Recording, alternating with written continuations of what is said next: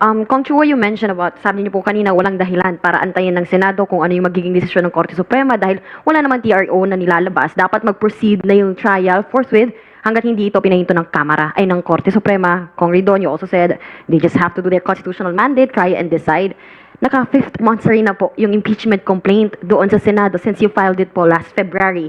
Pero hanggang ngayon, wala pa rin pa nga pong nangyayari.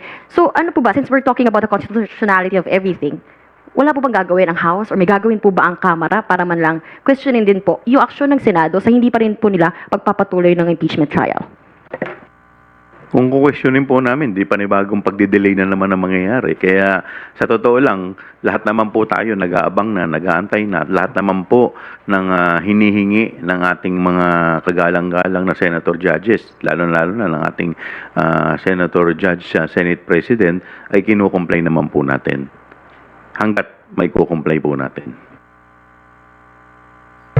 Sir, you also mentioned about there should be no motion to dismiss. Si Senator Panfilo Lacson, I think just yesterday, may statement din po siya na nagbabala po siya kasi there are plans to move daw po sa Senado, maybe yung alay po no, ni Duterte, si Senator Ronald De La Rosa, na plano pong i-dismiss nga, mag-raise for the dismissal of the complaint pag nag-resume in session on July 29 and put a vote whether or not the 20th Congress is bound by the actions of the previous one. Sabi ni Senator Lacson, VP Impeachment Jurisdiction, a gentle caution to Senator Judges of the Impeachment Court, we should leave the filing of all motions and pleadings. Sir, baka anything you would like to also say about this? Na-mention niyo na rin na dapat hindi naman nag-aabogado ang mga senador dito nga sa trial ng bise. Ano pong masasabi niyo dito?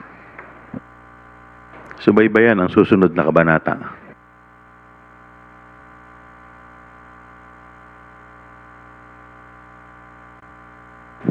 Thank you, Marian.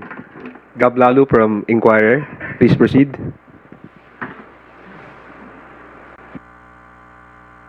Sir, kung Joel, sorry, follow up ko lang, sir. Di ba meron kayo nasabi before na parang motion asking the Senate to proceed with the pre-trial? Na-draft na ba, sir, or meron na bang expectation kung kailan ma-file to? Well, lahat kasi ng mga motion, lahat yung mga yan, mga nasa isip po namin, pinag-uusapan po namin. Dahil of course, we do not want to offend the Senate Impeachment Court. Lahat naman po to carefully pinag-aaralan namin nang sa ganun ay hindi tayo makakos ng delay, hindi tayo maka-offend ng ating mga senator judges. So, siguro antayin na lang po natin kung ano yung mga susunod na hakbang namin. Thank you, sir. Kay Kong Terry, sir, would you be playing an active role regarding the impeachment case, or perhaps be joining the prosecution team? Again, like what I said, syempre we leave it to the House leadership on the determination as to who the prosecution panel will be. No? Pero again, as congressmen naman po, we are not barred from speaking on the matter like what we are doing today. No? So, kasi very important ho talaga na outside of the impeachment prosecution panel, meron din ho talagang nakakapaglinaw no, doon sa mga usapin. Kasi we don't want the public to be lost in the technicalities dito sa usapin po na ito. No? Kailangan hong maging malinaw pa rin po ano ho yung batayan, ano yung dahilan, bakit ho meron pong ongoing proceedings, at bakit po natin hindi binibitawan ito pong laban na ito sa impeachment. Sir, pero perhaps was there an offer or may mga feelers ba or wala naman? I think we have to just keep working together no on the matter. No? So kung ano yung pwede nating iambag no dito po sa impeachment po na ito, because again, this is a question of public accountability. Whether there's an offer or not, I think is irrelevant. What is important is the House should be united on continuing to pursue the impeachment trial of Vice President Sara Duterte. Thank you, Gab. Okay na ang question mo, Dominic. So, are there any further questions from the media? The impeachment complaint naman ay ako po naniniwala na hindi naman po ito makakaapekto. Well, again, the particular question po kasi in the Supreme Court ay particularly under Francisco ay nagkaroon ba ng filing? Una, that is the first requirement. And secondly, nagkaroon po ba ng referral to the House Committee on Justice? No? So, relevant po ito doon sa unang tatlo. So basically, the question for the Supreme Court is, and of course to the House is, may referral bang nangyari o wala? So basically, kung wala, the one-year ban rule does not arise, no? So, itatabi po talaga yun. Pero, secondly, on the fourth impeachment complaint, nagkaroon ba ng filing na at least one-third ng mga miyembro po ng Kamara sa House Secretary General para magkaroon po ng direct transmittal to the Senate? Nangyari po yun noong Pebrero. 215 congressmen made it so. No? So, basically, yun yung particularly reckoning impeachment complaint for the one-year bar rule to actually arise.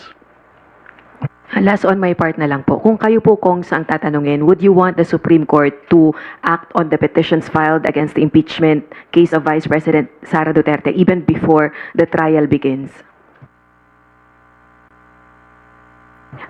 Gusto niyo po ba na umaksyon na yung Korte Suprema sa petitions filed against the Vice President impeachment case even before the trial begins?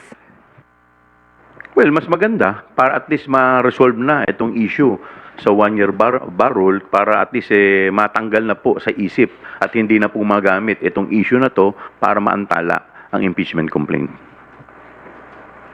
Nagsasalita ho kami kasi bilang mga kinatawan, pero nagsasalita din kami bilang mga abogado. So, ibig sabihin, kung ano ho yung pasya ng Korte Suprema sa usapin po na ito, syempre gagalangin naman po natin. No? So, hopefully, within the soonest time, ma-resolve din po ng Korte Suprema. But again, this should not serve as a reason for the Senate Impeachment Court to further delay proceedings and not act on their constitutional mandate, which is to try and decide the impeachment case of Vice President Sara Duterte in the soonest possible time.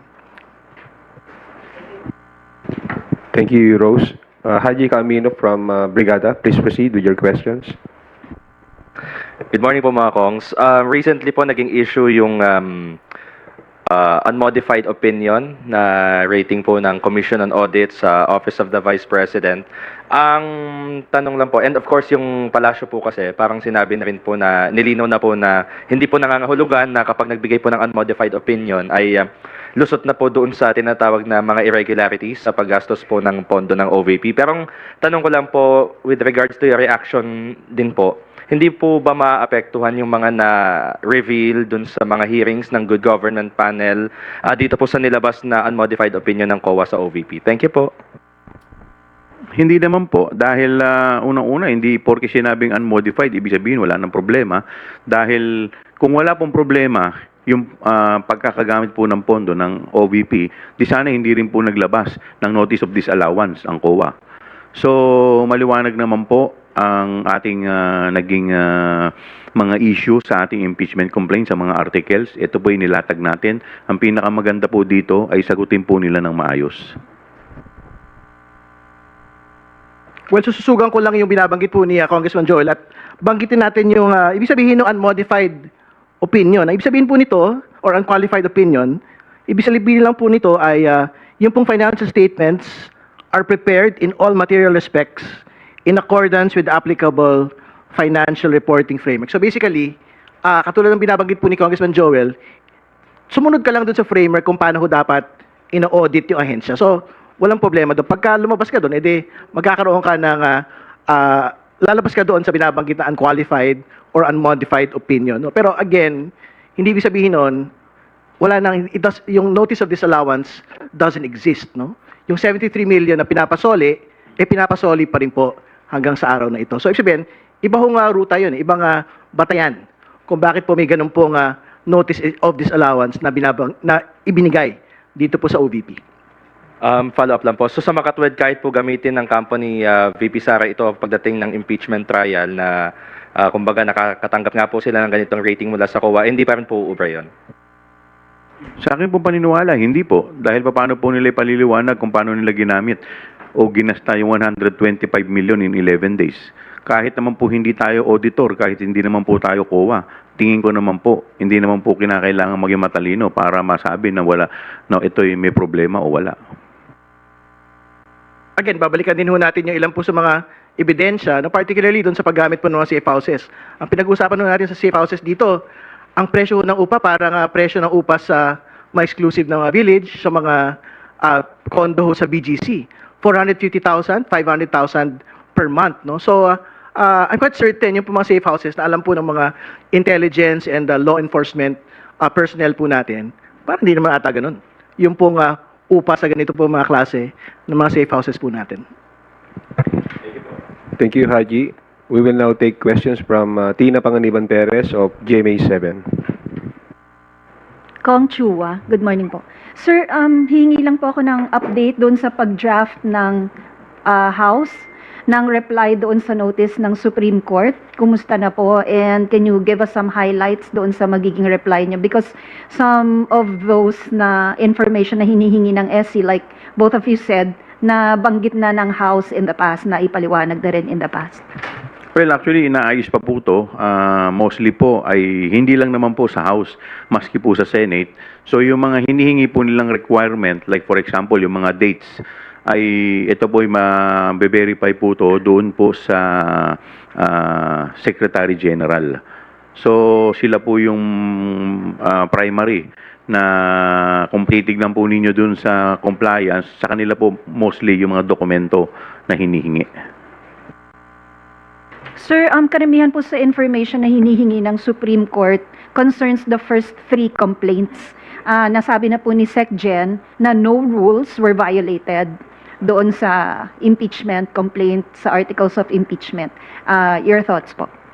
Tama po. Dahil kagaya po ng binanggit po kanina ni Congressman Terry, yung po dun sa kaso ng Gutierrez versus sa House of Representatives, dito po, pinapayagan po na i-collate po muna lahat ang impeachment complaint bago po i-refer ito. Dahil unang-una po, kung ganun po magiging batayan natin, kung sinong unang mag-sasubmit, di mangyayari po sa susunod, parang magiging paunahan na lang, po pwede po itong magamit sa ibang bagay. Kaya dito naman po pinapayagan, ang pinaka-issue po kasi dito ay yung 10 session days. Kung ito po ay nakapag-comply sa 10 session days. Alam po ninyo, dalawa po kasing klase ang pagpa-file ng impeachment complaint. Yung isa po, yung tinatawag natin na kailangan pa ng referral. Ito po yung sa committee level, yung dadalhin pa po ito sa Committee on Justice. Yung isa naman po ay yung House action. Ang ruta po na tinugon po ng 19 Congress ay yung House action. Ito po via 1/3. In fact, more than 1/3 pa po ang aming naisumite na signature ng miyembro ng House. Ito po ay hindi lamang first time na nangyari. Ito po ay nangyari na rin po dun sa impeachment ng dating Pangulong Joseph Erap Estrada. Pangalawa, lagi po nating isa sa isip na meron po tayong tinatawag na presumption of regularity or legality. Ito po ay nasambit po ng dating Senate President Juan Ponce Enrile. Kaya sa tingin ko po, lahat naman po ng sangkap para magkaroon po ng maayos na impeachment referral or impeachment complaint ay nandito po. Sir, ang sabi po ninyo kanina na pwedeng i-collate kasi iniiwasan nga yung paunahan ng pag-file ng impeachment complaint kasi baka magamit sa ibang bagay. Can you please expound on the ibang bagay? Ay, halimbawa po ako, kakampi po ako ng presidente. Every year na lang po magpapail ako kahit na walang kakwenta-kwentang impeachment para at least ma-meet ko yung 1 bar. Pag na-file ko na, at kung nandoon sa rule, dapat paunahan, di tatransmit lang po. The following, magantay na po lahat. So, pwede po kasi itong magamit para sa kakampi ng kung sino man ang ipapa-impeach natin. Sir, not to preempt the SC, are you confident that it will side with the House on this issue? Definitely. Dahil sa akin pong paniniwala, lahat naman po ng sangkap, lahat naman po ng proseso ay dinaanan naman po sa House. Baka po si Kong Ridon may madadagdag. Well, tingin po natin ang magiging tanong no, ng SCI, particularly dun sa first 3 complaints, no, ay una, meron ba nag-file? Nangyari na ho yun. Pero ang susunod, which is the requirement under Gutierrez and under Francisco, nagkaroon ba ng referral to the House Committee on Justice? I think the facts are clear that there was never a referral to the House Committee on Justice on the first, on the second, on the third complaint. So, basically, dapat ho, basura po ultimately ito pong kaso po na ito. Kasi ang talaga hong magkakaroon lang po ng 1-year bar rule ay ito po nga tumuloy po na impeachment complaint kung saan nagkaroon po ng